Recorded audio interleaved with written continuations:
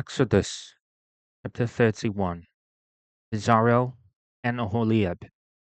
Then the Lord said to Moses, See, I have chosen Bezalel, son of Uri, the son of Hur, of the tribe of Judah, and I have filled him with the Spirit of God, with wisdom, with understanding, with knowledge, and with all kinds of skills, to make artistic designs for work in gold, silver, and bronze, to cut and set stones, to work in wood, and to engage in all kinds of crafts. Moreover, I have appointed Oholiab, son of Ahisamach, of the tribe of Dan, to help him. Also, I have given ability to all the skilled workers to make everything I have commanded you: the tent of meeting, the ark of the covenant law, with the atonement cover on it, all the other furnishings of the tent, the table and its articles, the pure gold lampstand and all its accessories, the altar of incense, the altar of burnt offering, and all its utensils, the basin with its stand, and also the woven garments, both the sacred garments for Aaron the priest, and the garments for his sons when they serve as priests, and the anointing oil and fragrant incense for the holy place. They are to make them, just as I commanded you. The Sabbath. Then the Lord said to Moses, Say to the Israelites, You must obey my Sabbaths. This will be a sign between me and you for the generations to come, so you might know that I am the Lord, who makes you holy. Observe the Sabbath because it is holy to you. Anyone who desecrates it is to be put to death. Those who do any work on that day must be cut off from their people. For 6 days work is to be done, but the seventh day is a day of Sabbath rest, only to the Lord. Whoever does any work on the Sabbath day is to be put to death. The Israelites are to observe the Sabbath, celebrating it for the generations to come as a lasting covenant. It will be a sign between me and the Israelites forever, for in 6 days the Lord made the heavens and the earth, and on the seventh day he rested and was refreshed. When the Lord finished speaking to Moses on Mount Sinai, he gave him the 2 tablets of the covenant law, tablets of stone inscribed by the finger of God. Exodus chapter 32. The golden calf. When the people saw that Moses was so long in coming down from the mountain, they gathered around Aaron and said, Come, make us gods, who will go before us. As for this fellow Moses, who brought us up out of Egypt, we don't know what has happened to him. Aaron answered them, Take off the gold earrings that your wives, your sons, and your daughters are wearing, and bring them to me. The older people took off their earrings and brought them to Aaron. He took what they handed him and made it into an idol cast in the shape of a calf, fashioning it with a tool. Then they said, These are your gods, Israel, who brought you up out of Egypt. When Aaron saw this, he built an altar in front of the calf and announced, Tomorrow there will be a festival to the Lord. So the next day the people rose early and sacrificed burnt offerings and presented fellowship offerings. Afterward they sat down to eat and drink, and got up to indulge in revelry. Then the Lord said to Moses, Go down, because your people, whom you brought up out of Egypt, have become corrupt. They have been quick to turn away from what I commanded them, and have made themselves an idol cast in the shape of a calf. They have bowed down to it and sacrificed to it, and have said, These are your gods, Israel, who brought you up out of Egypt. I have seen this people, the Lord said to Moses, and they are a stiff-necked people.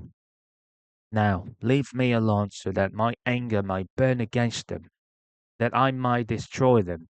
Then I will make you into a great nation. But Moses sought the favor of the Lord his God.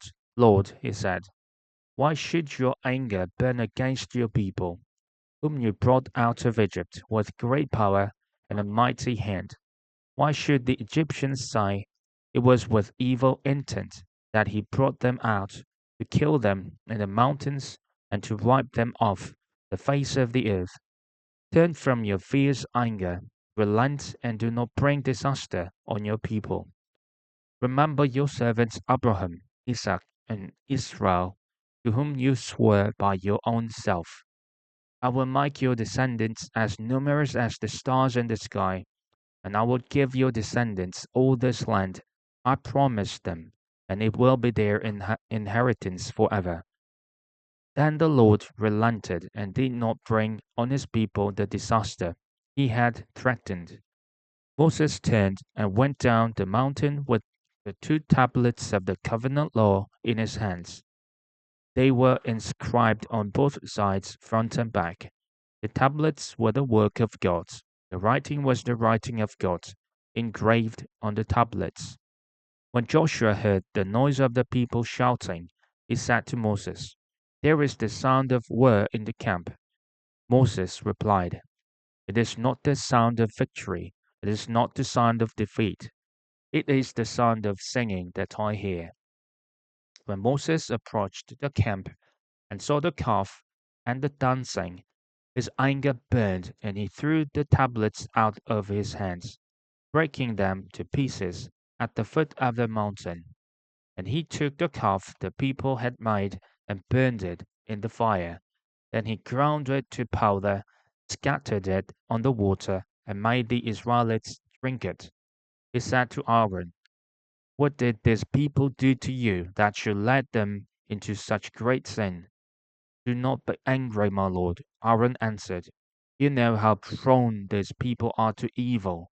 They said to me, make us gods who will go before us. As for this fellow Moses, who brought us up out of Egypt, we don't know what has happened to him. So I told them, whoever has any gold jewelry, take it off. Then they gave me the gold, and I threw it into the fire, and out came this calf.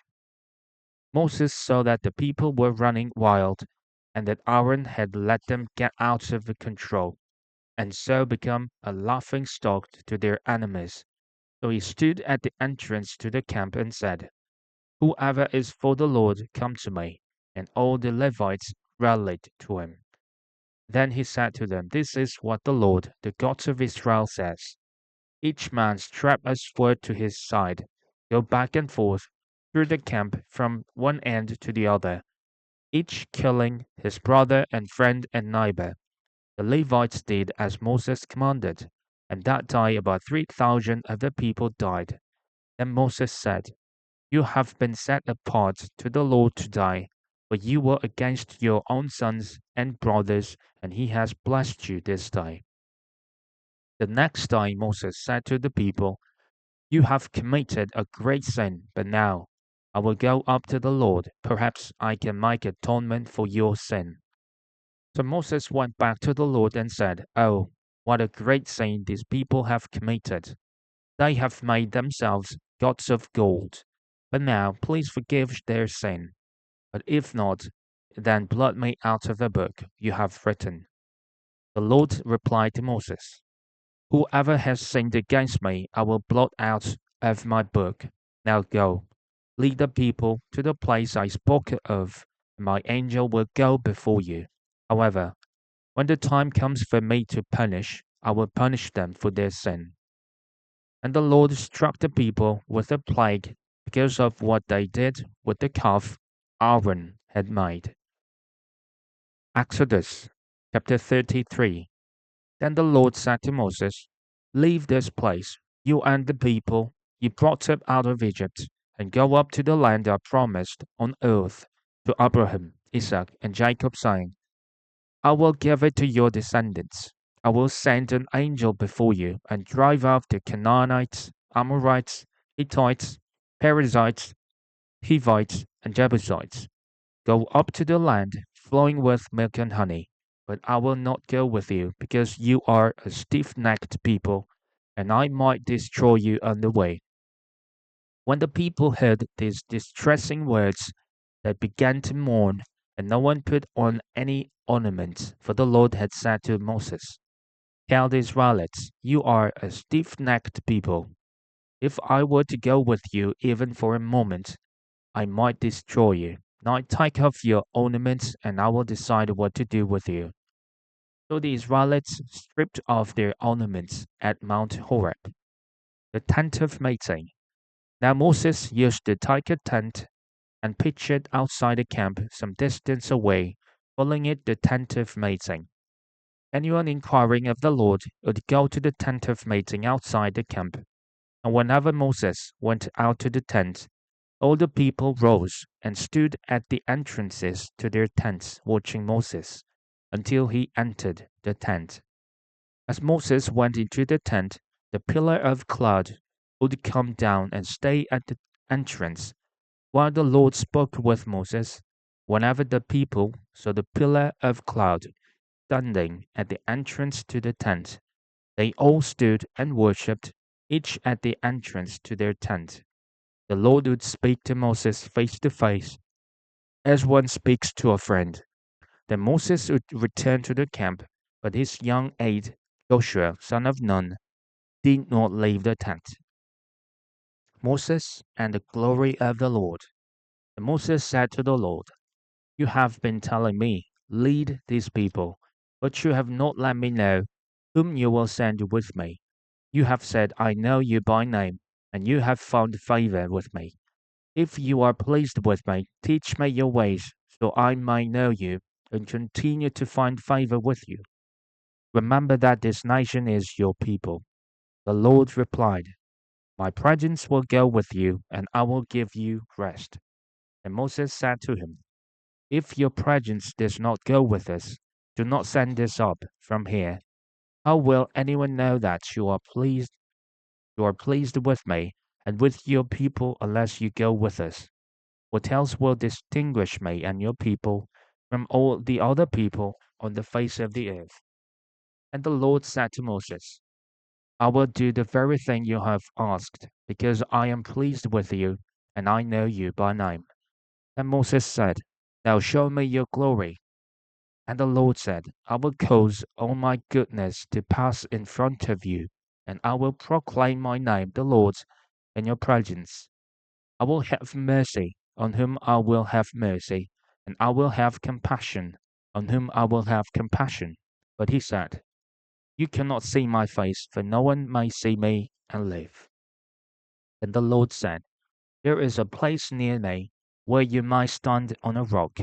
When my glory passes by, I will put you in a cleft in the rock and cover you with my hand until I have passed by.